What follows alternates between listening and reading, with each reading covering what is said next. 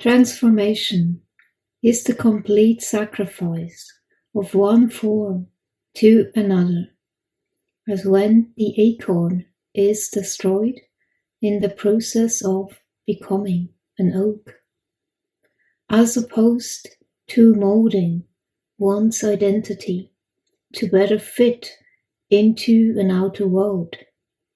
Transformation is a process of becoming what one inherently is. Or maybe it's more the unbecoming what one has been conditioned into by our Western society, which is reconnecting to the roots of the mother tree, Sensing the Unlost Instinct by Donna Williams. Quote, "The realm of sensing is the place we have all come from, that world before mind was thought of as me, before body became mind." Ah. And yes, I read that on purpose. That time when we knew, because we felt, the nature of things, the feel of them, when we sensed. This was before we had learned to interpret and see the world not as it was, but through our concepts and ideas of what it was. But in a world where interpretation is highly valued, where the realm of mind, of imposed meaning, of words, become the place of trust, of proof, a world in which the system of sensing becomes progressively redundant, devalued, discredited, even discouraged and pathologized. This book is a journey into a unique way of experiencing the world, suggesting how this unlost instinct has much to teach us about the assumption of so-called normality. One's own world. This is our first world, before all of its later cladding and contortions. It is at first a place of sensing, of beingness, the preconscious mind and unknown knowing. It is the place where we understand self in others and others in self through the skill of mergence. And this is exactly what shamans do. They understand the essence of it by experiencing that in themselves. They get the whole picture.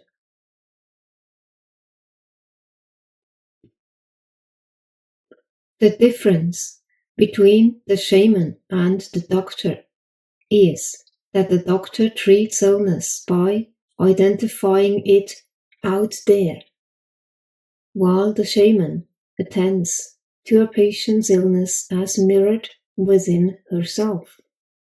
The doctor holds herself apart from the suffering masses, treating symptoms through external intervention, while the shaman knows that anything she observes in the other is part of herself, for there are no others.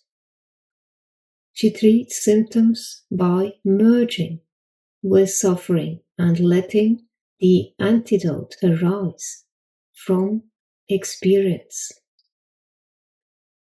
which is the inner knowing of things. Anna got information that was accurate. I could verify it with the caregivers of both these animals, and I know that she didn't know anything about these animals before we got here. And so the simplest explanation seems to be she's getting her information from the animals. But then all these questions then come up, like, how is she doing that? What is she doing? And can you, can we all do this? For any of us to connect with the fabric of life, it's important to find some quiet time in natural surroundings. To restore my balance and renew my sense of inner peace, I spend quite a lot of time in nature just simply being quiet and absorbing a harmonious state of being with the aspects of nature around me. And it's when I'm in this state that animals will often spontaneously approach me. And I'm always very humbled by that.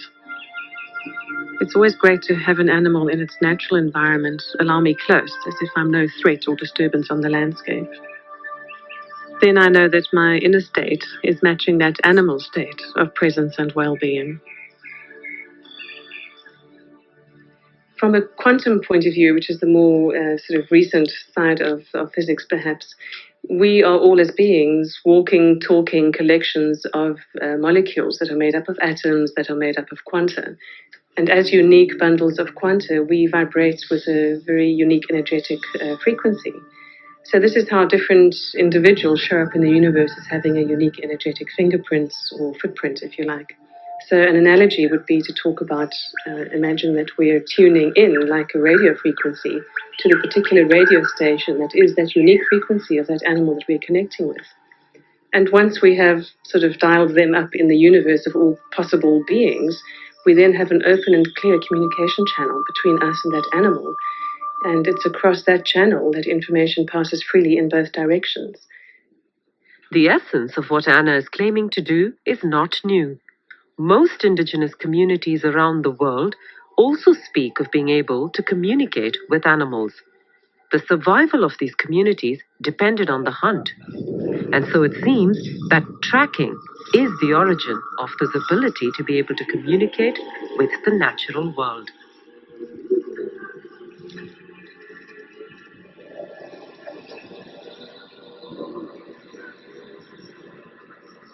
I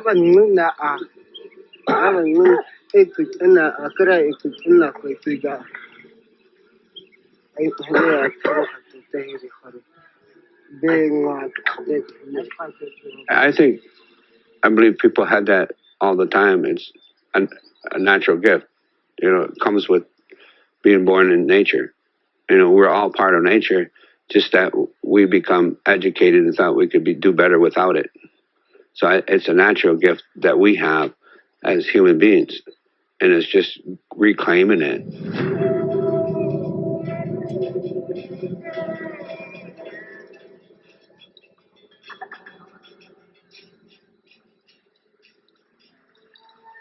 The birds, plants, night sky, yeah,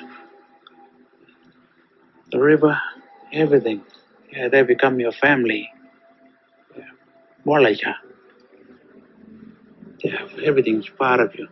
They're connected to you in relation with the land.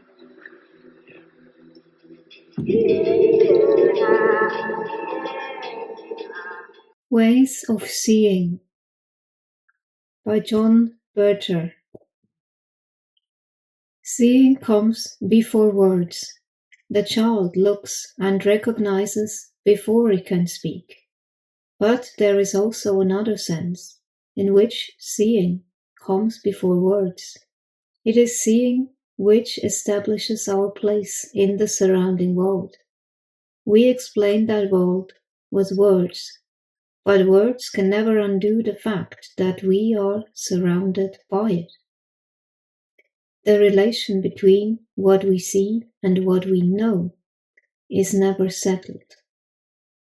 The surrealist painter Margaret commented on this always present gap between words and seeing in a painting called The Key of Dreams.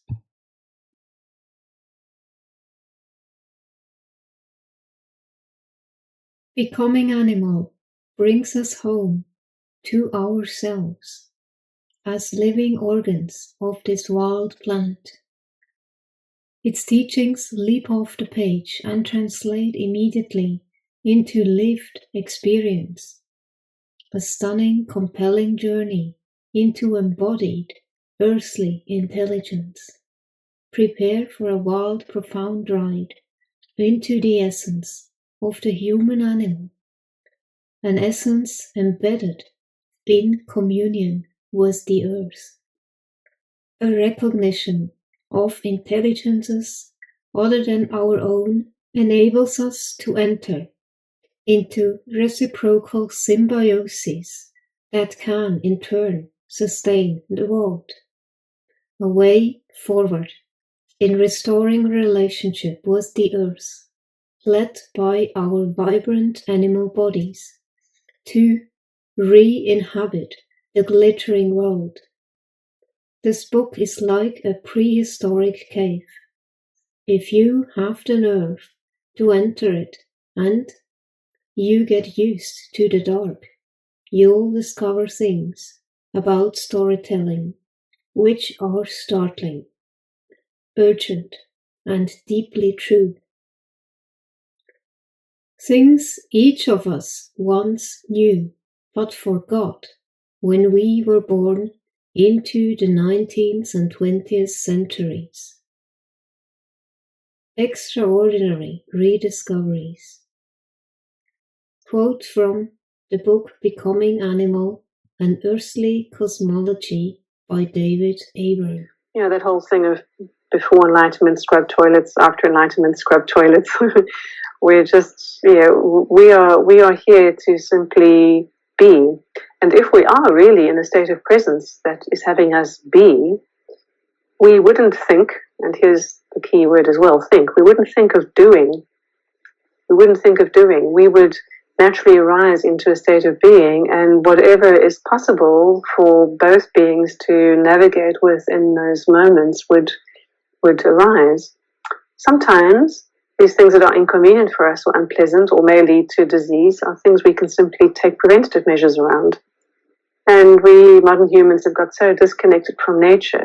We seem to, somewhere along the line in our disconnection, en masse, have come to believe that we are more highly ordained and supposed to be kind of rulers of the planet, or at least with a greater right to life. Derek Jensen, by the way, describes this very well in his book.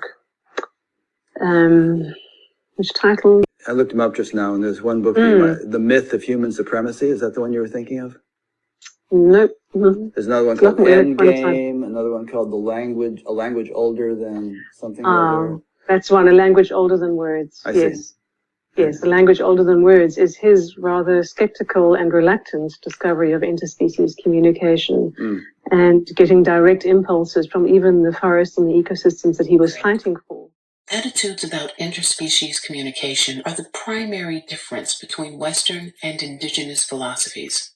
Even the most progressive Western philosophers still generally believe that listening to the land is a metaphor.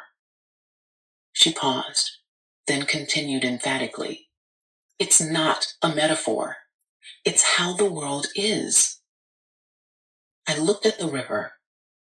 It would be easy to observe the eddy and make up a half-dozen lessons I could learn from it. For example, the obvious metaphor of the logs traveling in circles, like people trapped in a confining mindset that doesn't allow them to re-enter the free flow of life. There's certainly nothing wrong with fabricating metaphors from the things we find around us or from the experience of others, human or otherwise. But in both of those situations, the other remains a case study onto which we project whatever we need to learn. That's an entirely different circumstance than listening to the other as it has its say, reveals its intents, expresses its experience, and does all this on its own terms. This is the best explanation in a nutshell.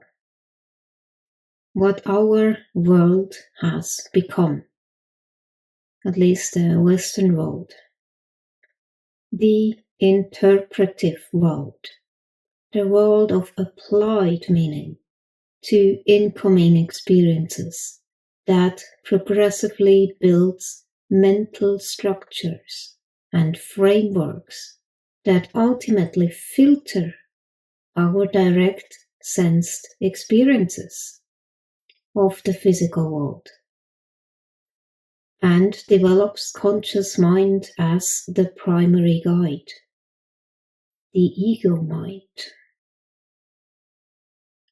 Ego world, ego contortion that further clads, alters and filters the logical meaning we get from experiences of the physical world, and further buries our original capacity for sensing and beingness. So we have become human doings,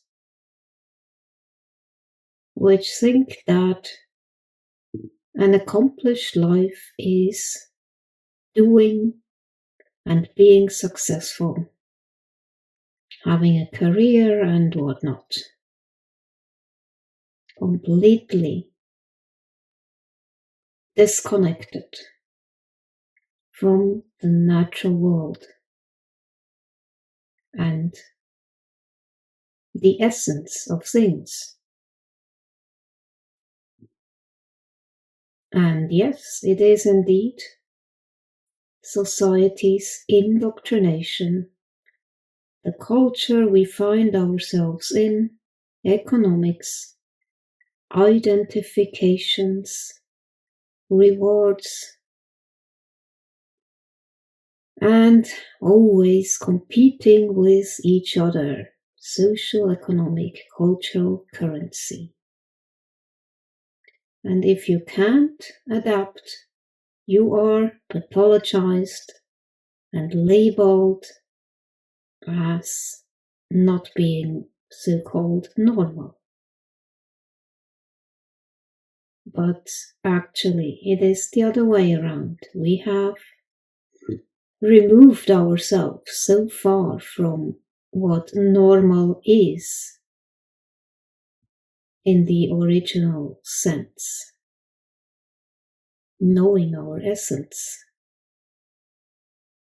and being able to connect and sense. What we're talking about is because there's so much emphasis in the culture at large on fixing things, on getting them right, on moving toward goals, on changing behaviors, on symptom relief, and all of these kinds of things. And while that has some value, it's contrary to who we are as human beings. Change happens in safety when we feel connected, and it happens by going all over the place, not by going in a straight line. And so it really does take what you're saying, Liam, it takes practice to deepen into the capacity to sit and let this thing unwind all over the place as a person heals deeply, because it isn't what our culture pretty much demands of us. For sure. But it's what science is telling us is the truth about it. I mean, this is what I love about interpersonal neurobiology and all the kind of relational neurosciences that gather around it, is that it's telling us that to be together deeply like this is actually our strongest need. And in that we can find health, because we can deepen into the places where we're hurting and be met there. And that's what's healing. When I was 9 years old, I went off to summer camp for the first time, and my mother packed me a suitcase full of books, which to me seemed like a perfectly natural thing to do, because in my family, reading was the primary group activity. And this might sound antisocial to you, but for us, it was really just a different way of being social. You had the animal warmth of your family sitting right next to you, but you were also free to go roaming around the adventure land inside your own mind. And I had this idea that camp was going to be just like this, but better. I had a vision of 10 girls sitting in a cabin, cozily reading books in their matching nightgowns. Camp was more like a keg party without any alcohol. And I just waited for the time that I could go off and read my books. But the first time that I took my book out of my suitcase, the coolest girl in the bunk came up to me and she asked me, "Why are you being so mellow?" Mellow, of course, being the exact opposite of ROWDIE. And then the second time I tried it, the counselor came up to me with a concerned expression on her face, and she repeated the point about camp spirit and said we should all really work very hard to be outgoing. And so I put my books away back in their suitcase, and I put them under my bed, and there they stayed for the rest of the summer. And I felt kind of guilty about this. I felt as if the books needed me somehow, and they were calling out to me, and I was forsaking them. But I did forsake them, and I didn't open that suitcase again until I was back home with my family at the end of the summer. Now, I tell you this story about summer camp. I could have told you 50 others just like it. All the times that I got the message that somehow my quiet and introverted style of being was not necessarily the right way to go, and that I should be trying to pass as more of an extrovert. And I always sensed deep down that this was wrong, and that introverts were pretty excellent just as they were. But for years, I denied this intuition. And I made these self-negating choices so reflexively that I wasn't even aware that I was making them. Now, this is what many introverts do, and it's our loss for sure, but it is also our colleagues' loss and our community's loss. And at the risk of sounding grandiose, it is the world's loss, because when it comes to creativity and to leadership, we need introverts doing what they do best. 1/3 to 1/2 of the population are introverts. 1/3 to 1/2. So that's 1 out of every 2 or 3 people you know. So even if you're an extrovert yourself, I'm talking about your coworkers and your spouses and your children and the person sitting right next to you right now. All of them subject to this bias that is pretty deep and real in our society. We all internalize it from a very early age without even having a language for what we're doing. Now, to see the bias clearly, you need to understand what introversion is. And it's different from being shy. Shyness is about fear of social judgment. Introversion is more about how do you respond to stimulation, including social stimulation. So extroverts really crave large amounts of stimulation, whereas introverts feel at their most alive and they're most switched on and they're most capable when they're in quieter, more low-key environments. Not all the time, these things are an absolute, but a lot of the time. So the key then to maximizing our talents is for us all to put ourselves in the zone of stimulation that is right for us. But now here's where the bias comes in. Our most important institutions, our schools and our workplaces, they are designed mostly for extroverts and for extroverts' need for lots of stimulation. And also, we are living through this belief system. We have a belief system right now that I call the new groupthink, which holds that all creativity and all productivity comes from a very oddly gregarious place. So if you picture the typical classroom nowadays, when I was going to school, we sat in rows. We sat in rows of desks like this, and we did most of our work pretty autonomously. But nowadays, your typical classroom has pods of desks of 4 or 5 or 6 or 7 kids all facing each other. And kids are working in countless group assignments, even in subjects like math and creative writing, which you would think would depend on solo flights of thought. Kids are now expected to act as committee members. And for the kids who prefer to go off by themselves or just to work alone, those kids are seen as outliers often, or worse, as problem cases. And the vast majority of teachers reports believing that the ideal student is an extrovert as opposed to an introvert, even though introverts actually get better grades and are more knowledgeable, according to research. Okay, same thing is true in our workplaces. Most of us work in open plan offices without walls, where we are subject to the constant noise and gaze of our coworkers. The monotony of our culture's genocidal impulse extends not only across space, but also through time. The God of our culture has always been jealous, and whether going by the name of God the Father, Yahweh, Jesus Christ, civilization, capitalism, science, technology, profit, or progress, he has never been less than eager to destroy all those he cannot control. It's never possible to know for certain the true source of any given interpretation, the dividing line between our association, i.e., projection, and reality. The question quickly becomes, what is real? It is always possible to consciously or unconsciously see almost anything we want. I can look at the ceiling and see an image of the Virgin Mary. Or I can look at the ceiling and see that the spackler did a damn good job.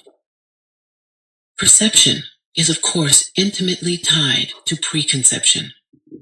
I have, as is true for each of us, a pair of cultural eyeglasses that will determine to greater or lesser degree what will be in focus, what will be a blur, what gives me a headache, and what I cannot see.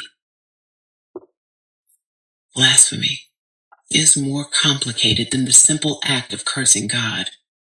It is an attempt to remove our cultural eyeglasses, or at least grind the lenses to make our focus broader, clearer.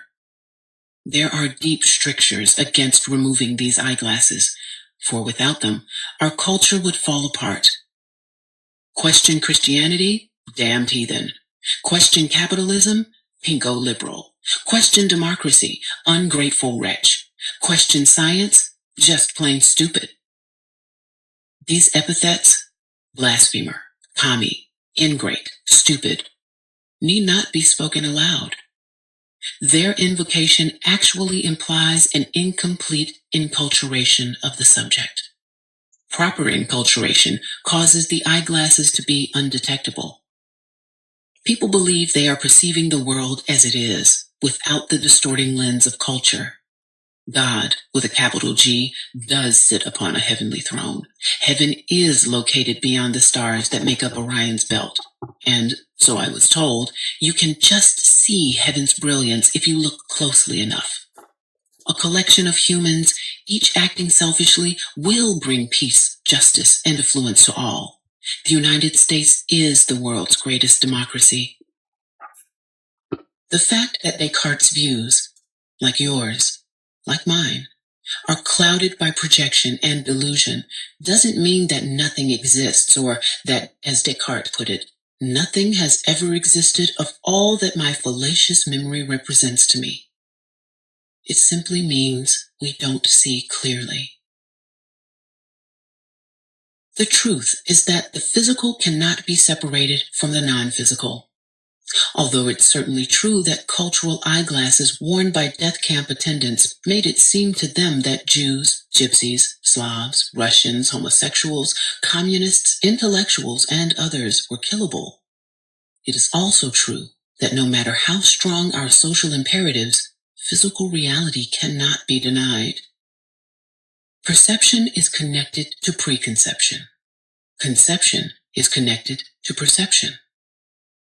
This was one reason for the widespread alcoholism among the members of the Einsatzgruppen, Nazi mobile killing units, and one reason many death camp attendants got drunk before the selections.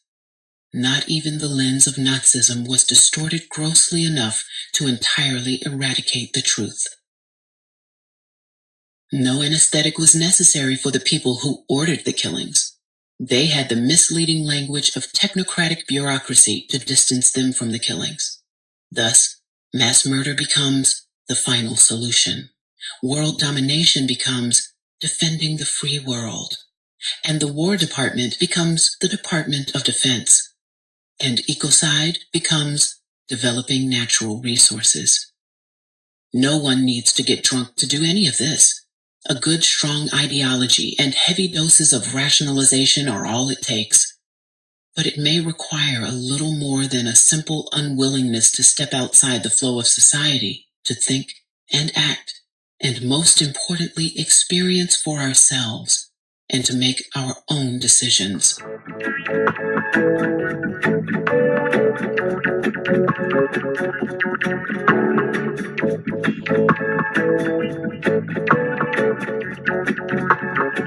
Live if you wanna live, Rastafari vibration, yeah. Positive, that's what we got to give. Vibration, yeah. Positive, got to have a good life. So you see, I always feel it when other people sit in my system. And this is more of emotional awareness, because in the absence of these people, I then realize the difference. Because immediately I reconnect to my heart essence. And then I feel cheerful, happy, and also towards other people, I feel loving kindness and compassion, and I feel open. And this is a very, very different state in comparison to when all these other people that live in this house from above make noise, and just by their presence, and also below. So I just feel them. I cannot describe it in a different way, but I always know the difference when they are absent. So now the house is empty. Nobody above, nobody below, just me in the house. And this energy is very, very, very different. And I don't feel stressed. I feel very calm, very relaxed, joyful, energetic, creative. And this is such a rare case. And this is why I wanted to record this also as a reminder to myself. When I am stressed, this is not me. This is not my essence. This is from overwhelm and what my system, my nervous system, but also my sensing system is taking in on a daily basis. When all of these factors, these stressors fall away, I feel my essence. And then it's just such a different state to be in. It's so beautiful. And therefore, I just realized, yeah, I need to move away into solitude, or just a place where all these interferences are not present. And only then I can actually connect to my true essence and just have this knowing, have realizations. And I think only in that state of mind I am of service to other people. In a stressed state, this is not helping anyone, because then I'm just reactive to the stressors around me. So when the nervous system gets a chance to actually calm down and just be, then so much potential comes out of it.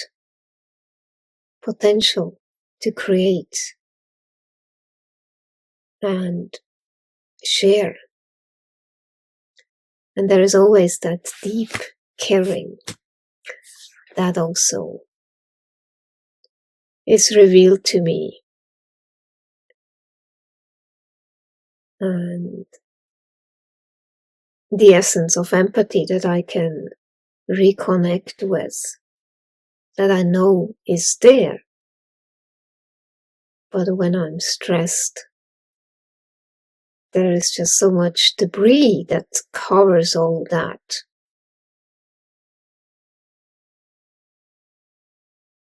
Yeah, so it's just a realization, and basically 1 week after the Amanita 2.4 gram journeying, and all the integration that happened in this week.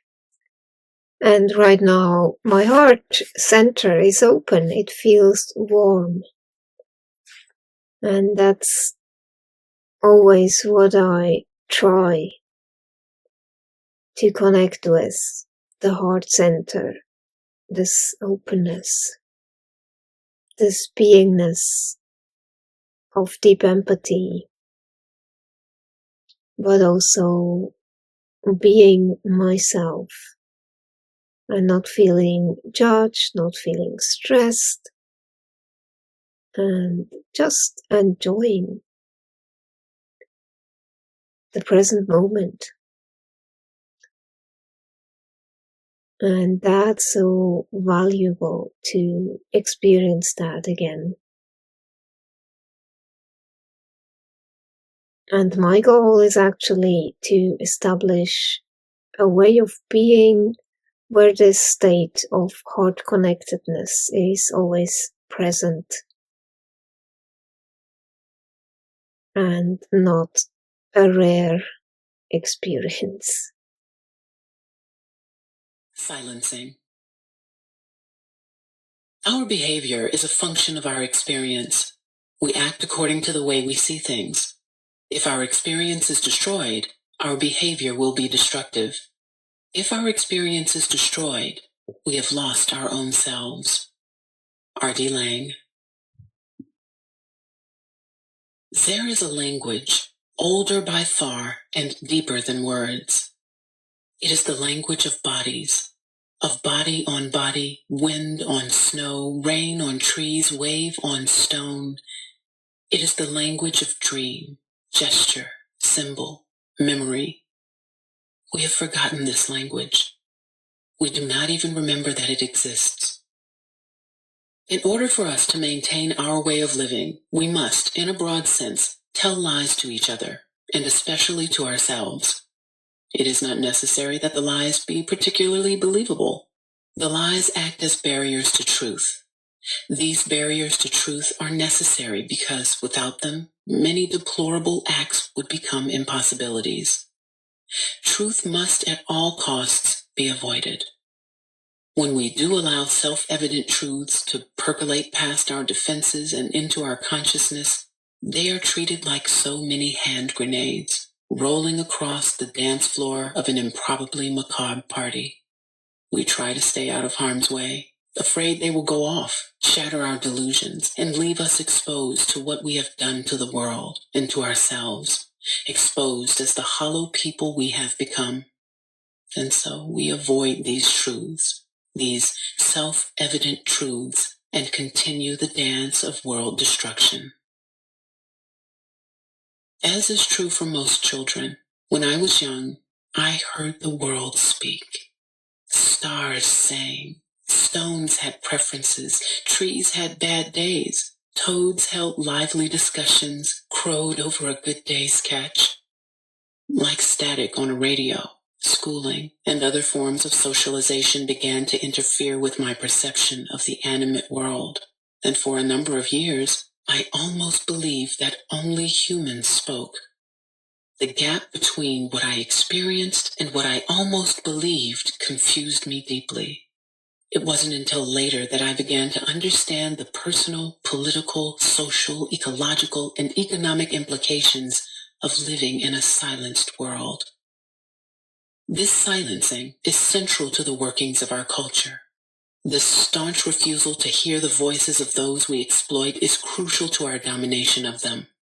Religion, science, philosophy, politics, education, psychology, medicine, literature, linguistics, and art have all been pressed into service as tools to rationalize the silencing and degradation of women, children, other races, other cultures, the natural world and its members, our emotions, our consciences, our experiences, and our cultural and personal histories. We are the land. That is the fundamental idea of Native American life. The land and the people are the same. Paula Gunn Allen. Since nature makes nothing purposeless or in vain, it is undeniably true that she has made all animals for the sake of man. Aristotle.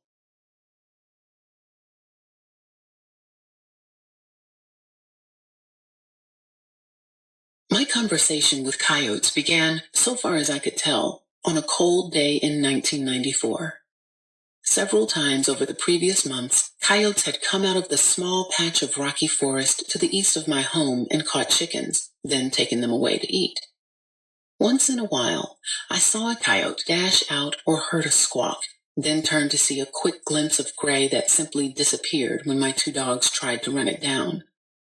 A few times the dogs did catch up to the coyote, and I saw a flurry of fur and dust followed by the dogs running home to sit quietly, chastened, for a day or two in the barn. Twice I saw one coyote make an abortive rush at the chickens, and when the dogs gave chase, another coyote trotted from the other direction to pick up a bird before I, the dogs, or the poultry, all distracted, could react.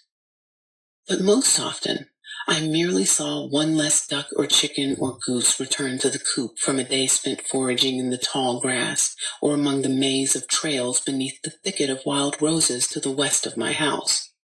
Then I would walk in the forest to the east and discover, somewhere, a roundish scatter of feathers, white, black, or barred, sometimes red or even iridescent green, where the coyote had stopped to eat the bird.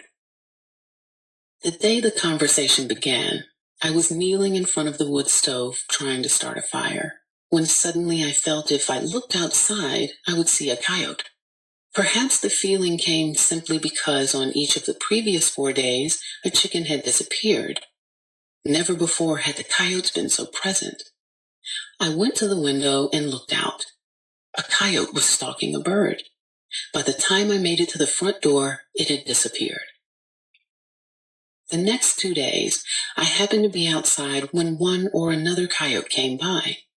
No intuitions these times, just luck. The coyotes had come now for 7 straight days.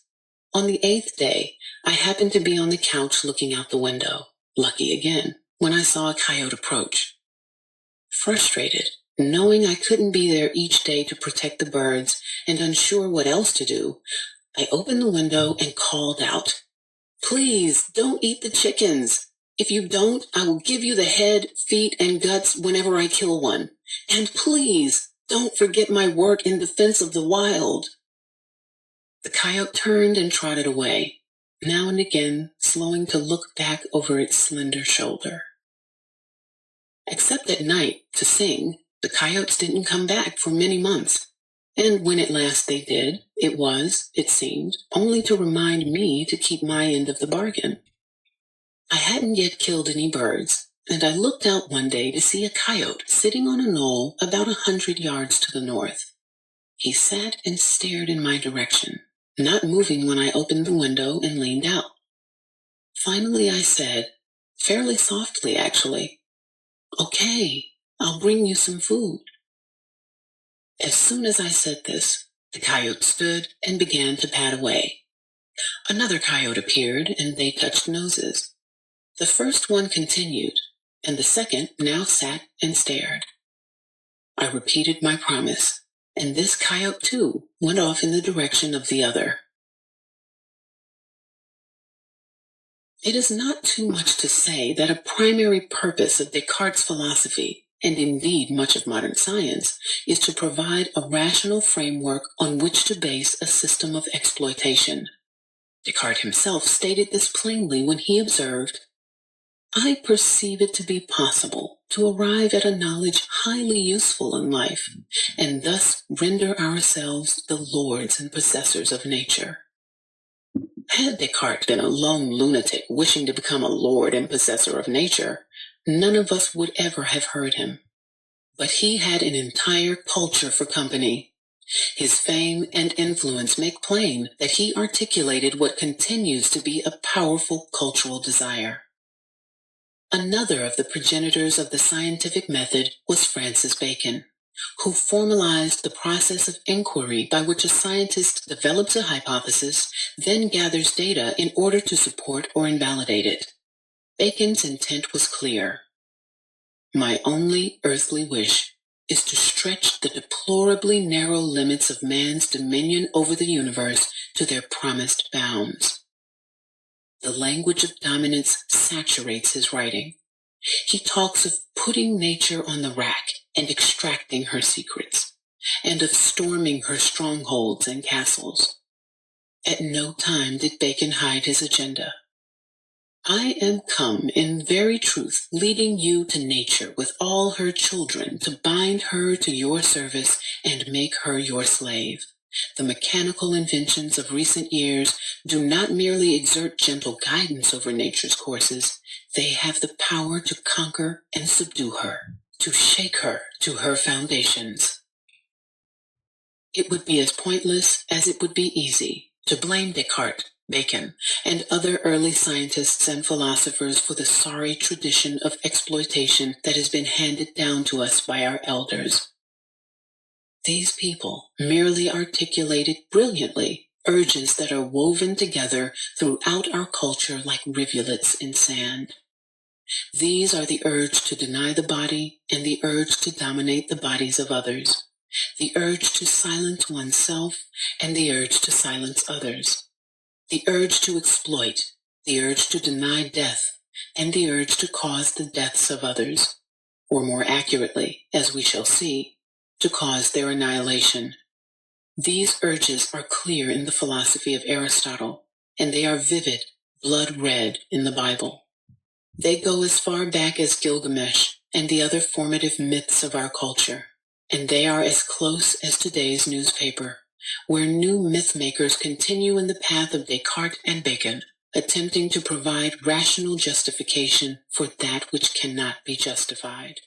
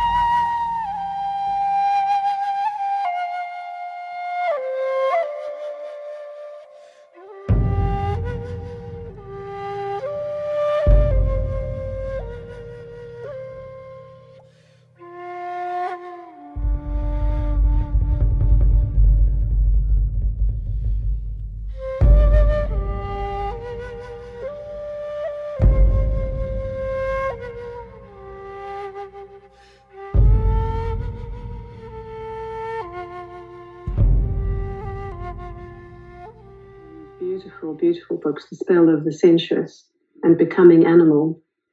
And he's really deeply in touch with the relational space that is available all around us, even with seeming inanimate things like the walls of our own home.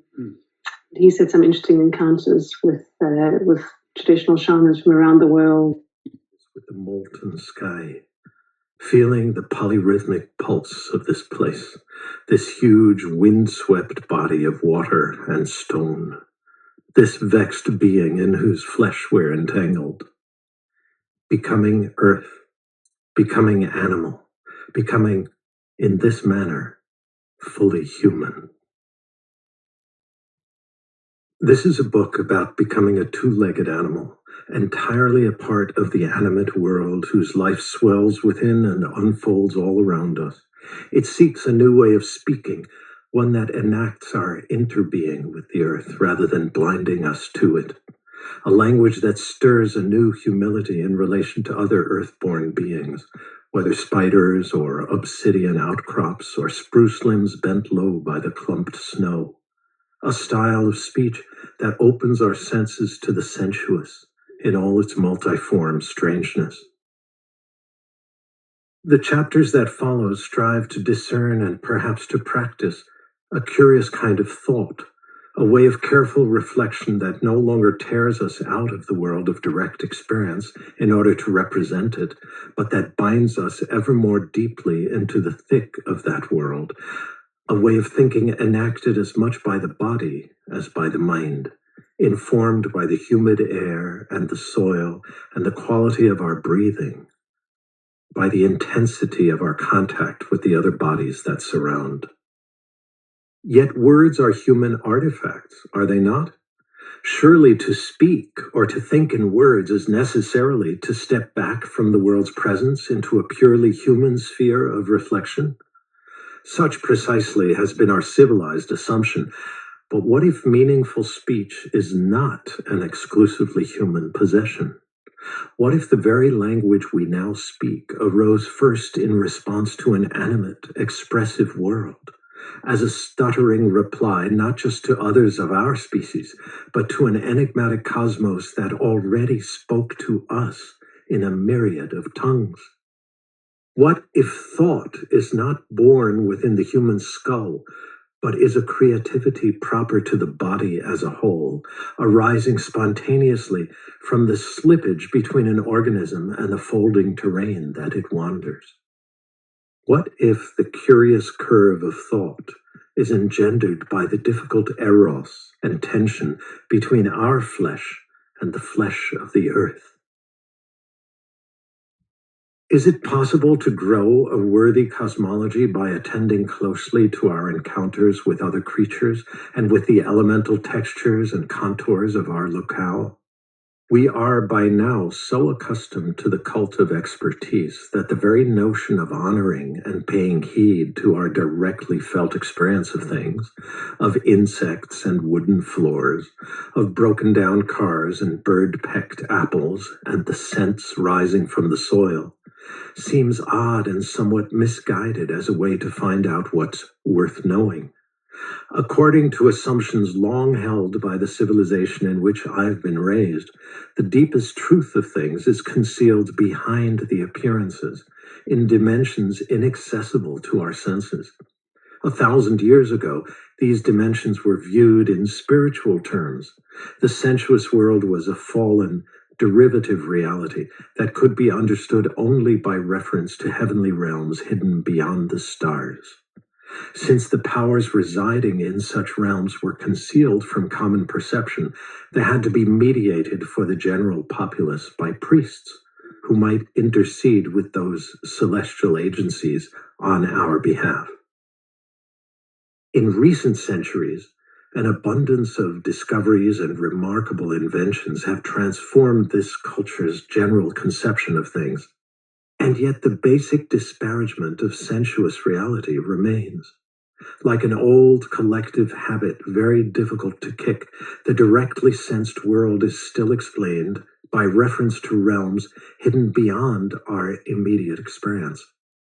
Such a realm, for example, is the microscopic domain of axons and dendrites, and neurotransmitters washing across neuronal synapses, a dimension entirely concealed from direct apprehension, yet which presumably precipitates or gives rise to every aspect of our experience. What if thought is not born within the human skull, but is a creativity proper to the body as a whole, arising spontaneously from the slippage between an organism and the folding terrain that it wanders? What if the curious curve of thought is engendered by the difficult eros and tension between our flesh and the flesh of the earth? Is it possible to grow a worthy cosmology by attending closely to our encounters with other creatures and with the elemental textures, contours of our locale? We are by now so accustomed to the cult of expertise that the very notion of honoring and paying heed to our directly felt experience of things, of insects and wooden floors, of broken down cars and bird-pecked apples, and the scents rising from the soil, seems odd and somewhat misguided as a way to find out what's worth knowing. According to assumptions long held by the civilization in which I've been raised, the deepest truth of things is concealed behind the appearances, in dimensions inaccessible to our senses. 1,000 years ago, these dimensions were viewed in spiritual terms. The senses world was a fallen, derivative reality that could be understood only by reference to heavenly realms hidden beyond the stars. The shadowed earthly world of deer tracks and moss is somehow less worthy, less real than those abstract dimensions. It is more palpable to my skin, more substantial to my flaring nostrils, more precious, infinitely more precious to the heart drumming within my chest. This directly experienced terrain, rippling with cricket rhythms and scarred by the tides, is the very realm now most ravaged by the spreading consequences of our disregard.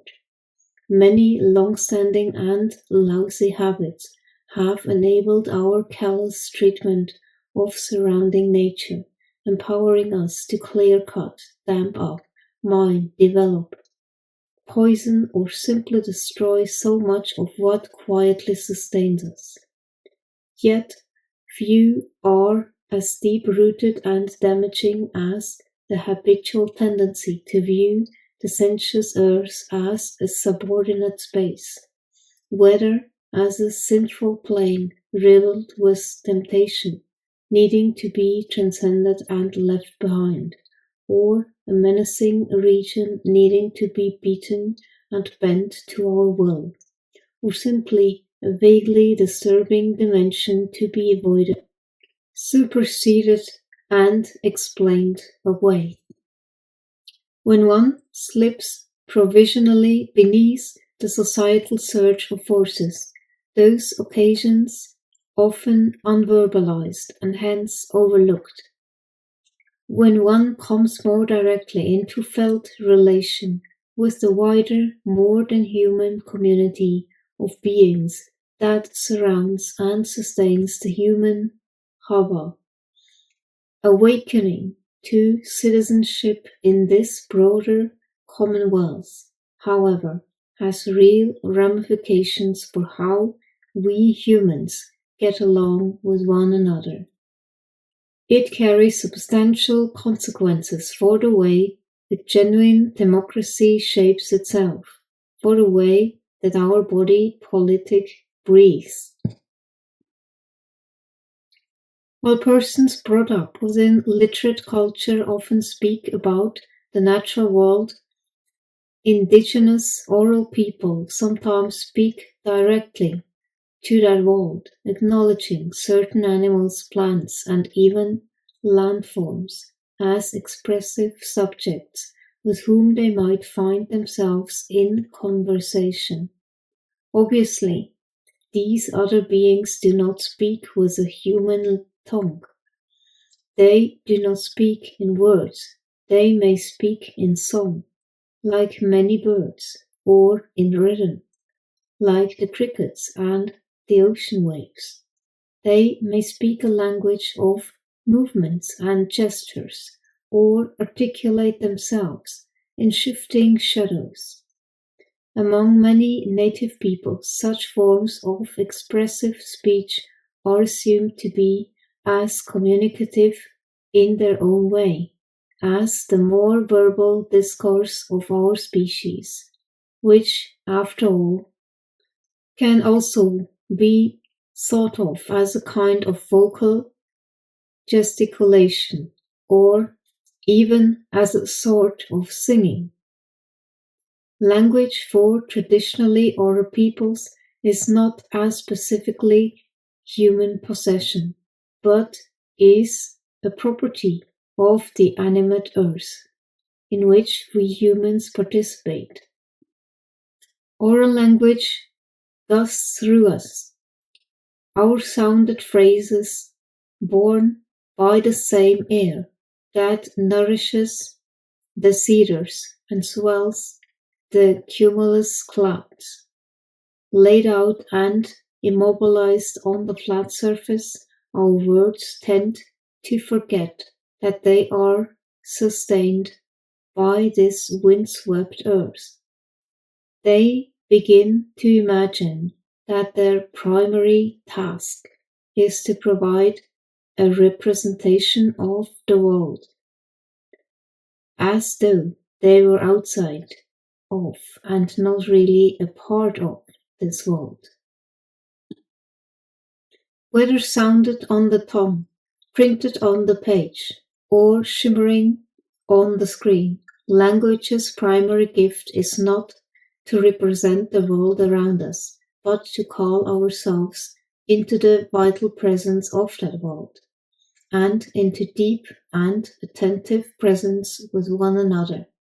This ancestral capacity of speech necessarily underlies and supports all the other roles that language has come to have, whether we wield our words to describe a landscape, to analyze a problem, or to explain how some gadget works.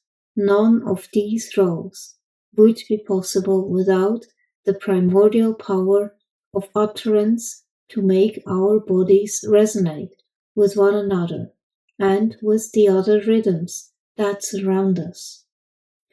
The autumn buggling of the elk does this too, and the echoed honks of geese being south for the winter.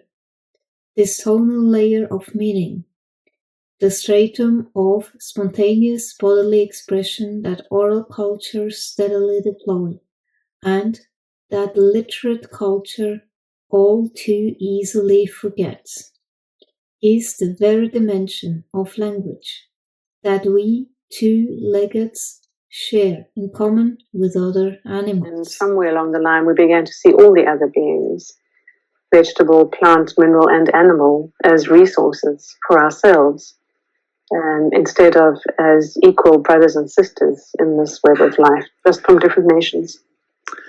I don't mean to sound persnickety, but like, for instance, before we started, you mentioned that after being a vegan for many, many years, you now eat some meat. We can explain a little bit. You can talk about that a little bit. You see, in my experience through direct interspecies communication, I've come to learn, really through direct experience, that there's no difference in consciousness between a member of a plant species or an animal species. And this is where I reached a kind of a crisis of conscience, because I had been vegetarian first and then vegan for a number of years. And then I was taking my advanced training in interspecies communication and began having conscious conversations with my lettuce leaves and my tomatoes. And thought, oh no, what am I to do now? And I'm certainly nowhere, seeking or attaining anything that resembles a level of awakening that allows me to be breatharian. And I'm amazed at those people who can, but I'm definitely not there. And so, as we're walking every day, we're squishing insects under our feet. As we are favoring plant foods, we are ignoring the sentience and the beautiful wisdom and intelligence of those plant species. And I've had some chats with some plants who've grown in the agricultural fields that are covering the planet and deforesting the very lungs of our earth. And those plants are having a dastardly, very unpleasant time in their experience of existence. Pesticides, unnatural growing environments, being grown in straight rows that are so unkind to them and their families. They don't have a sense of community. They're taking the brunt and the full frontal force of the elements coming at them when they're grown in unnatural configurations. So the world is very full of pretty unhappy plants as well as animals. And I could certainly never support agriculture as it stands in the commercial sense, and personally I never support factory farming either, because of the quality of life of the plants and the animals while they are embodied. And in the great recycling that this earth is, all plants, all animals, including ourselves, do just feed back into the system. Yeah. Apropos of this point, one time I was in a lecture with Maharishi Mahesh Yogi, and he said, if you have to eat somebody, eat lesser evolved life. So he kind of bought into that sort of Hindu paradigm of there being levels of evolution, of species. But I guess maybe his implication was that nature has less invested in a lettuce leaf than it does in a cow or something. Yes, yes, and there are different paradigms too. Again, different belief systems that have hierarchical structures, and that just hasn't been my experience in connecting with plants as well.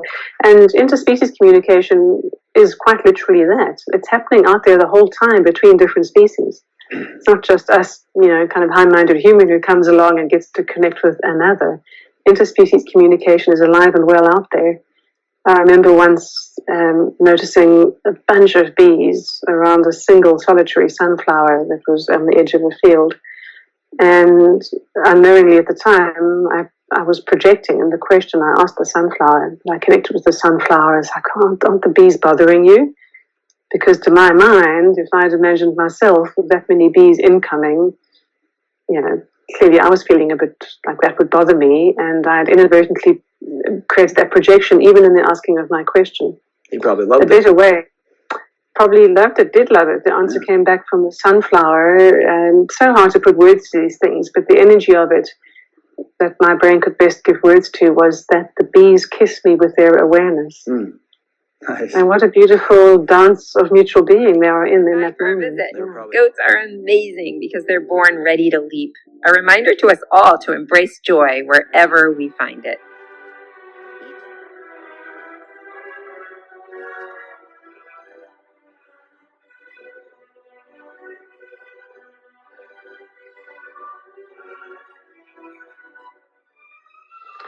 Well, animal or interspecies communication really is the term that's come to be used to describe the energetic transference of direct knowing and of shared experience.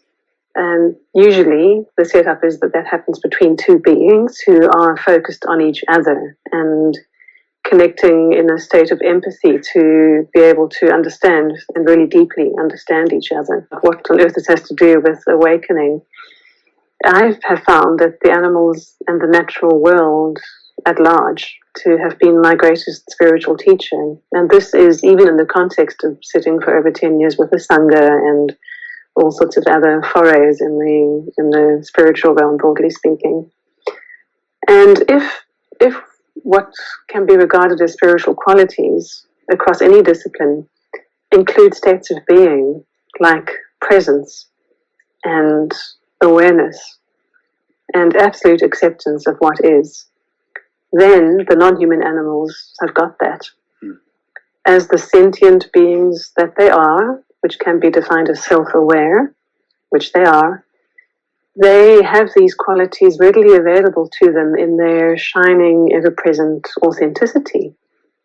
And this is why it has a lot to do with awakening to self, or at least a clearing out of ego stuff and things that are nothing to do with the present moment or the collective good for that matter. Humans, when we connect with the non-humans, we pick up on almost a feeling of that limbic resonance. We get to bathe in their states of being. And that can't but affect us. It certainly does affect us in all sorts of positive ways. And another way, or reason that this has a lot to do with awakening, is it really is about us remembering our native states. This is about us humans remembering our original wiring, how our brains and how the intelligence of our hearts, more importantly, were once, in our conscious awareness, deeply wired to the collective, to all the beings in our immediate environment, the very particles of soil under our feet, the spider and her web, the leaf on every tree, the root under the ground, or the deer species in the distance. And as we again remember, through communication, through connection, as we again remember, we literally again become members of the greater collective. And we learn more and more about those unified states of shared awareness, and we experience ourselves less and less as separate from the web of life. Thank goodness I'm not communicating with the mind and those other non-humans. That would just be an absolute circus, pardon the pun. And nothing more rudimentary, no, but yes, connecting with the non-mind, connecting with the essence. And I'll speak more about that in a bit, but when we are connecting with any other being, we're connecting with their essence, completely unrelated to brain size or function, And biologists like to measure intelligence by sort of brain size to body ratios and all these sorts of things that are completely irrelevant. Cerebral cortex and all that. Yeah, absolutely. And if intelligence were based on brain size, we'd be in a spot of bother because there are several species that have brains larger than us. And, neuroscientists still barely understand how our own brain functions actually as humans. And they still don't know how the melon-shaped organ deep in the dolphins and whales' brain functions, how that serves them through echolocation. We can't figure it out. So yes, there might be a hierarchy in one measurement system looking at brain function, but that's got nothing at all to do with intelligence or with sentience or with subjective experience, to come back to the first part of your question. So subjective experience has got nothing to do with brain function or even the presence of a brain. There's as much experience available to a rock who's been in place for eons as there is available to a tree who's been standing perhaps a few decades, or if they're lucky, a little bit longer. And as there is to a passing ant or a butterfly who's going to live for just a few weeks. So subjective experience is just that. It's subjective through the filter of that being's range of experience that's possible. And I do mean their sensory experience as well. So there may be some limitations or some additions compared to us humans.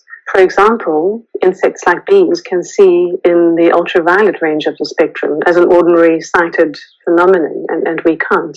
Mm-hmm. So there, bees' subjective experience is already much more expanded on the visual front than us humans. Nonetheless, we are connecting with the essence of that being, and intelligence is not something that can be measured, and intelligence is not relative. Intelligence is a simple expression and a knowing of perhaps a version of self, or at least the expression of this thing that comes through self. And at the same time, one's connectedness to the whole. With the essence of the other, it's actually our essence that's connecting with them as well. So I happen to have to use my brain to get focused and all those sorts of things, and watch my breathing and become calm, and essentially try to dehumanize myself in that moment so that my humanness can fall away and not interrupt things and not interrupt my ability to be with the other and be with the moment.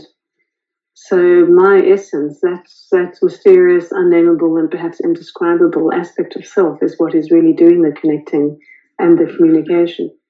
And it is my essence that is receiving the experience of the other and receiving that knowing. But I don't know about it consciously until my unconscious or intuitive data that I've received has run against my mental database of stored life experiences and vocabulary words and sensory stimuli that I have stored in my brain. And when that incoming intuitive data finds a match in my brain, then a little flag goes up and a word pops into my head, or a smell, or a mental image. And that's when I know that I've received data for the first time. But I've already received it at my essence level before that time. One of the things I found most fascinating about the videos I watched on YouTube of you doing your work is the expression on your face while you're doing it. You just settled into this really innocent, clear, settled state, which is really evident on your face. And then the communication takes place. That was as fascinating as whatever content you were coming up with in the communication. And I mention that because of what you just said, that you have to be totally clear and centered and balanced and without any kind of static in order to do this. Indeed. Actually, my grandmother commented on that the first time she saw it. She phoned me from a semi-arid high desert where she was living. She's like, "Hello, Anna, dear. Your face looks so different. You look like an angel in church." Of course, I'm completely unaware of it because I'm not trying to, be anything or be in an elevated state. It's just about dropping and dropping. But I do get that feedback when I have people around me and we're in nature or in front of an animal and connecting. I get that feedback afterwards. But during the time of the communication, I am largely unaware of self. Like really, I don't know. The persona drops away, and my ego-based identity takes a little bit of the background. And the inner narration and the dialogue, the internal critic that's going is just background noise. I don't bother trying to push that away because, as Carl Jung rightly said, what we resist persists. So I don't bother to give my attention and my focus to those thoughts that I'm finding unhelpful. Instead, I just stay with the moment and stay with the moment. And the best way I know how to do that from my animal communication mentors is mindful breathing. Just simply watching my natural breathing rhythm, seeing as the mind insists on being busy with something.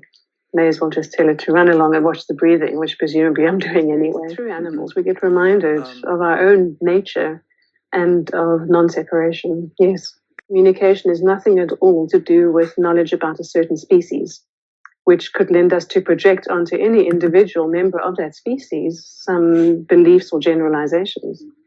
And that's not appropriate at all. We're dealing with a sentient being after sentient being after sentient being when we're dealing with individuals. And so it behooves me to constantly be looking at who I am in that equation.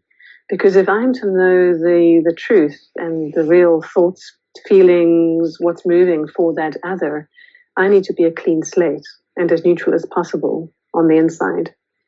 And this is why this form of interspecies connection is not really about learning any fancy technique or having a magic wand waved or having one's 27th strand of DNA activated. It's nothing unnatural like that. It really is about clearing out the baggage and continue clearing out.